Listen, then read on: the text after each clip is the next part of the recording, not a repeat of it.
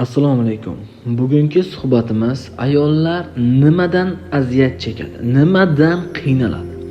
Shu haqida suhbatlashamiz. Ayollar aslida erlardan nimalar xohlaydi va nimalar kutadi? Nima uchun ola olmaydi bu kutuvlarini? Bular bo'yicha batafsil suhbatlashamiz.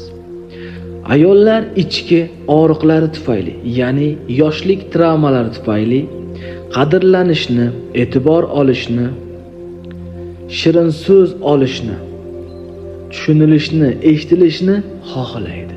Xo'p, endi nima uchun bularni xohlaydi? E'tibor bering. Tushunilishni, eshitilishni, qadrlanishni, shirin so'z eshitishni va mehr olishni. Xo'p, bular u ayolga nima beradi? Men baxtli bo'laman, men xursand bo'laman. Xo'sh, shu xursandchilik va baxtlilik nima beradi? Tushunyapsiz-a? Bularni tub-tubida yoshlikdan to'lmay qolgan bo'shliq bo'ladi. Ya'ni ota-ona tomonidan nimalarni ko'rgan, nimalarni eshitgan va nimalar orqali aziyat chekkan. Bular ong ostida travma bo'lib qoladi. Ya'ni bo'shliq deganda ota-ona tomonidan e'tibor ola olmagan, ota-ona tomonidan mehr ola olmagan, ota-ona tomonidan kutuvlariga erisha olmagan farzand. Va shu bo'shliq orqali u hayotni ko'rishni boshlaydi. Ya'ni bu bo'shliq unga qanday travmani shakllantiradi? Men qadrsizman, men keraksizman, men noloyiqman va hokazo. Bularni batafsil ko'rib o'rganib chiqamiz. Sizlar oxirigacha eshitishga va tushunishga harakat qiling. Xo'p, endi bu travmalar orqali ayol eridan nimalar kutadi va eriga qanday shartlar qo'yadi? Bular bo'yicha suhbatlashamiz. Siz meni tashlab ketmang. Siz meni yolg'iz tashlab ketmang. Siz menga befarqlik qilmang. Siz menga e'tibor bering. Siz bugun boshqachasiz. Siz nimaga o'zgarib qoldingiz? Siz qayerga yuribsiz? Kim bilan yuribsiz? Nima qilyapsiz? Sizga kerakmi? Tushunyapsiz-a? Ya'ni ayol mana shunday erini tergashni va shartlar qo'yishni boshlaydi. Mana shu shartlar va tergovlar erni asta-sekinlik bilan sovutishni boshlaydi. Tushunyapsiz? Er o'sha ayolni xohlamaslikni boshlaydi. Va ayol esa ichki norozilik bilan mana shu tergovlarni aytadi. Mana shu so'zlarni, ya'ni yuqorida aytib o'tganim. Qayergasiz, kim bilansiz, nima qilasiz, nima qilyapsiz va hokazo.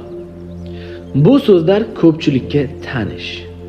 Xo'p, endi mana shu tergovlarni nima uchun qiladi desa, ayol yolg'iz qolib ketishdan, e'tiborsiz qolishdan, keraksiz bo'lib qolishdan qo'rqadi.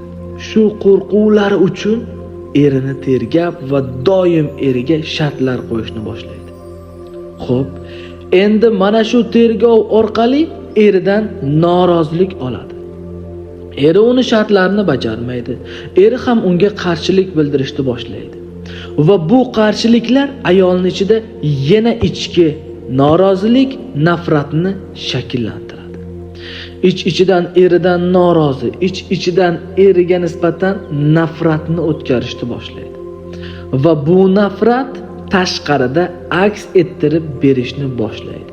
Eri baqirib tashlaydi, eri e'tibor bermaydi. Eri hech narsa ko'tarib kelmaydi. Ayoliga hech qanday bir tabassum bilan ham qarashni xohlamaslikni boshlaydi. Ya'ni bu aslida ayolni ichki travmalari hisoblanadi. Xo'p, ayollar aytishi mumkin. Nega? Biz aybdormizmi? Erkak kishi aybdor emasmi? To'xtang. Sizga men bir savol beraman. Siz qandaydir bir taom tayyorlayapsiz yoki-da qandaydir bir meva to'g'rayapsiz. Bu ayollarga savol. Siz qo'lingizni kesib oldingiz. To'g'rimi? Xo'p, qo'lingiz kesilib ketdi. Davolanishga yoki da qo'lingizni tuzatishga kim boradi? Eringiz sizni nomingizdan borib kelsa bo'ladimi? Yo'q. Aslida siz borib kelasiz. Ya'ni siz davolanishingiz kerak. Siz tuzalishingiz kerak. Tushunyapsizmi? Xo'p, nega o'sha eringizni befarqligi sizga bunchalik og'riq beryapti? Nima uchun eringizga bunchalar shartlar qo'yib tashlayapsiz? Tushunyapsiz-a?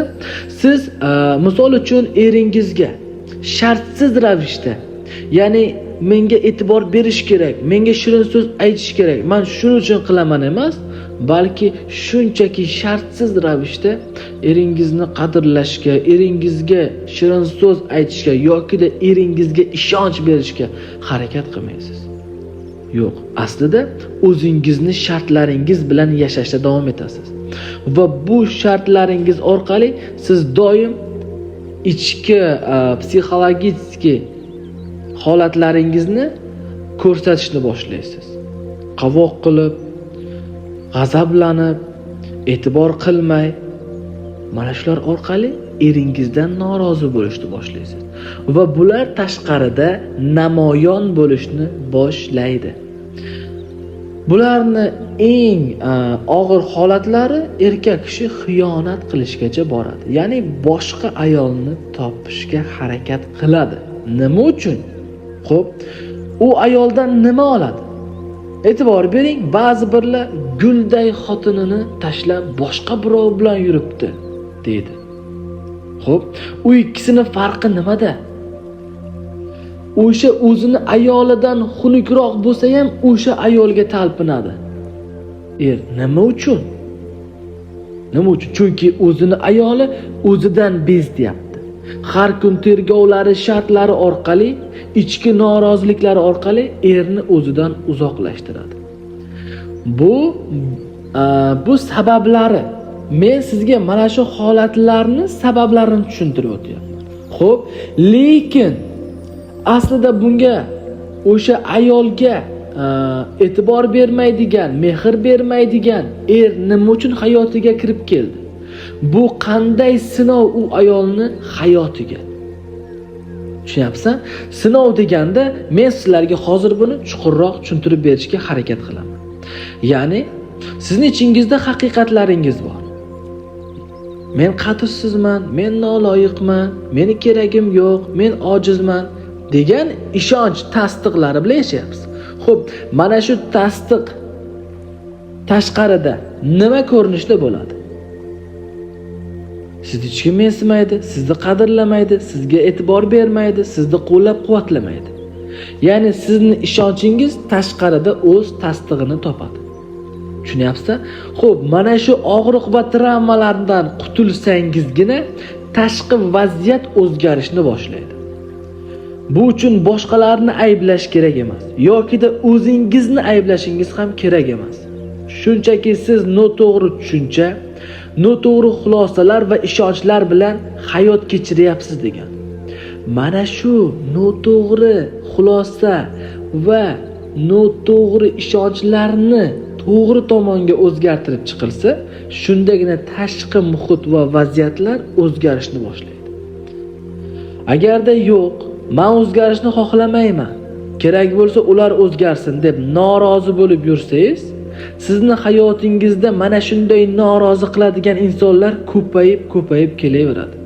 Atrofingizda misol uchun 2 ta norozi qiladigan inson bo'lsa, 3 ta bo'ladi, 4 ta bo'ladi, 5 ta bo'ladi. Ya'ni bu ko'payib boraveradi. Sizni norozi qiladigan insonlar.